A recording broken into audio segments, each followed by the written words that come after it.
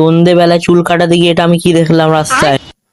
Hello guys, এই চ্যানেলের মধ্যে এটা আমার ফার্স্ট মিনি ব্লগ। দেখি তোমরা এই মিনি ব্লগে কত আমাকে সাপোর্ট করো। আমার যেহেতু এই চুলগুলো বড় বড় হয়ে গেছে, মানে চুড়েলের মতো, ও মাই গড সরি সরি, তাই ঘরে থাকতে দিচ্ছে না, বলছে চুল কাটিয়ে তাহলে থাকতে দেবো। অপমান সহ্য না করতে পেরে মায়ের দিয়ে 1 লাখ টাকা নিলাম, সরি সরি 100 টাকা।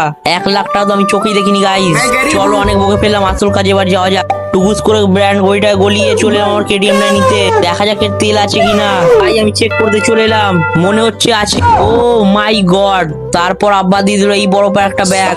অলরেডি গাইস আমি চলে এলাম সেলুনে চুল কাটাতে, চুল কাটিয়ে দেখা হচ্ছে। অলরেডি গাইস দেখতে পাচ্ছ, কমেন্টে জানাও। আস্তে আস্তে এটা রাস্তায় আবার কি দেখলাম, ও মাই গড ডায়মন্ড। এটা আবার কি নিতে এলাম, এটা আবার কার জন্য নিতে এলাম, এটা পরে মিনি ব্লগে তোমরা জানতে পারবে। বাড়িতে এসে তোমাদের ভালো করে চুলটা দেখিয়ে দিলাম।